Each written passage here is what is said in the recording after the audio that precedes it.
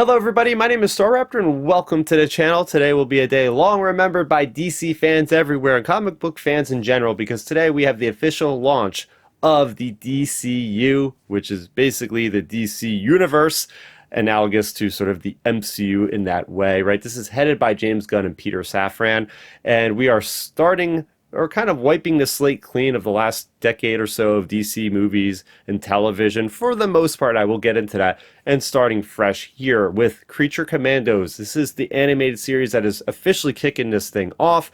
This is on Max, and we did get a 2-episode premiere. Episode 1 is called the Collywobbles. Episode 2 is called the Tourmaline Necklace. Now, before we get started, if you're new to the channel, you could be, because mostly I talk about Star Wars here. I haven't talked about anything besides Star Wars and video games in a long time, so jumping into the well-worn path of the DC universe, and so if I'm not exactly completely on the up and up with some of these obscure characters, that's why. I'm relatively new to this stuff, although I've been reading DC comics for a while, the big stuff, right? And been enjoying the previous DC movies and all that kind of thing, especially with the Penguin that came out recently.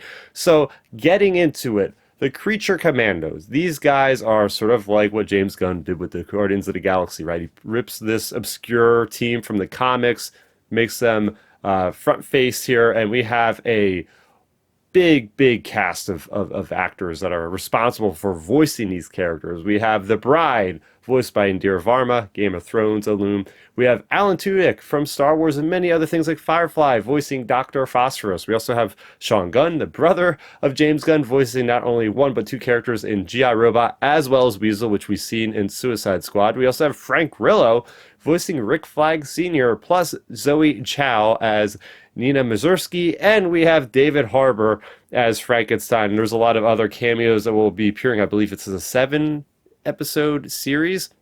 So basically the premise behind this series is we have Amanda Waller, voiced again by Viola Davis, so it's great that they got her just for an animated role in this point.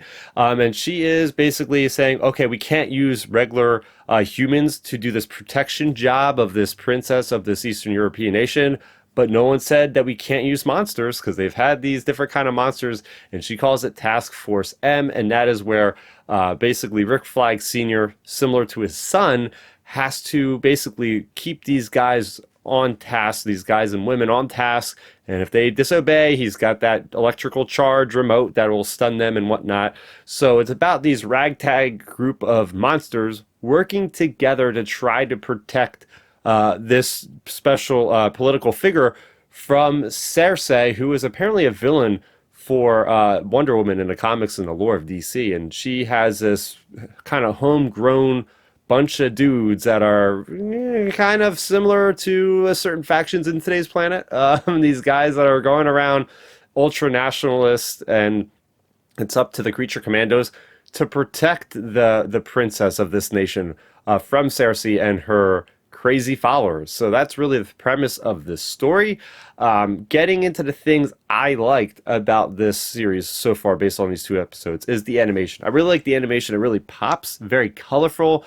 I believe it's kind of like that European style of animation. So it really is flashy.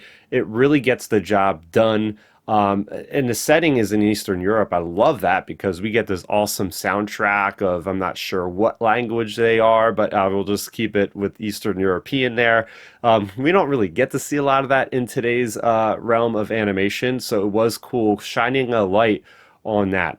This is a very funny series. I mean, I wouldn't expect less from James Gunn, who had done Peacemaker, who has done Suicide Squad, who has done Guardians of the Galaxy, Tremors. This guy is a master when it comes to writing these characters that you just kind of vibe with off the bat. The awesome violence in this is great. We're just seeing a lot of different kind of action, bullets flying. We're seeing people get knocked out, blood dripping. It is a very adult-oriented animated series, and it doesn't stop there. There's a lot of there's nudity in here, there's sex in here in animation. This is definitely a good place to put this on Max because you don't want your 5-year-old necessarily to be watching this one. I thought it was a really brilliant idea with how they connect this to Peacemaker Season 1, to Suicide Squad. So there's references made where I went, oh, I sat up a little bit straighter in my seat as I watched this, like, okay, James Gunn is drawing a line. So it's a lot of like James Gunn's previous works that he is canonizing in a sense. Now he does say, I think in Peacemaker Season 2 or something, he's going to be able to better explain why this stuff is in there versus the other stuff. So basically, if you want to get a little bit of a primer on this, I would recommend watching Suicide Squad as well as Peacemaker Season 1 for a little bit of extra context and what's going on with Rick Flag Sr. and some other characters. I do like the commentary, as I said before, the commentary on some of the things that are happening in the U.S. especially, that they definitely poke and make fun of a little bit. So, all art should have some kind of commentary, or it is better. Art is better absorbed by me if I see like, okay, they are saying there's a message here. They're saying something. This is not dumb fun. There's actually something going on here. And speaking of not just dumb fun, I wasn't expecting in episode 2 to kind of get this big emotional story between the bride and Frankenstein and the monster. Like there's like a really good interplay between the actors really giving their all. And the greatest thing about this all is that we're going to get casted characters as these characters that could make the jump to live action. So I would love to see, Indira Varma as the bride and then David Harbour as Frankenstein. It would be quite interesting to see Alan Tudyk in live action as this Dr. Phosphorus, because there's great action sequences of Rick Flag Sr. and Dr. Phosphorus fighting, and Rick Flag Sr. is getting burned or falling through the floor of this old Eastern European castle. It's just very striking. GI Robot is just always going around, hey, when can I kill Nazis? I've been not killing Nazis in 71 hours and 56 minutes or something. There's some great humor here. Watch the trailer. I'm sure you're gonna like it. My only negative is I wish the episodes were longer. I know this is kind of the running state of things for episode length. It's usually like 20 minutes or so, but once that second episode ended, I was like, I want to see episode 3 now. I got to see it now. All right, so there's really good cliffhangers. This is everything you would want for an animated series. And I thought it was quite interesting how this is how they are starting off the DCU technically, right? This is the branded DCU. It's not grandfathered in like the other two things I mentioned, but there you go. I wanted to be very, this is spoiler free for the most part. I didn't want to go too much into detail. I just wanted to talk about my initial reaction of my initial review of what I felt watching this. I was jazzed. I was very much engaged watching this thing, and it's great that we are starting things fresh.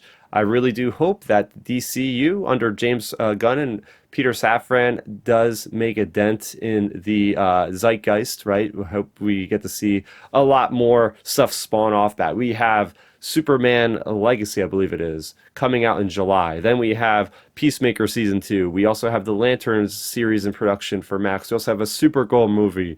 There's rumors of other things that haven't officially been announced yet. So, and maybe, hopefully we'll get a season 2 of this, because I would already like to see this as a long form thing every couple years coming back. But whether or not we see it, I do recommend these first 2 episodes. Go check them out for yourself and let me know what you thought about this review. Let me know if you'd like to see me talk more about the DCU, because I certainly will. It's a nice breath of fresh air for me, who has been doing nothing but really Star Wars content over the last several years. But let me know in the comment section down below. But until next time, see you later.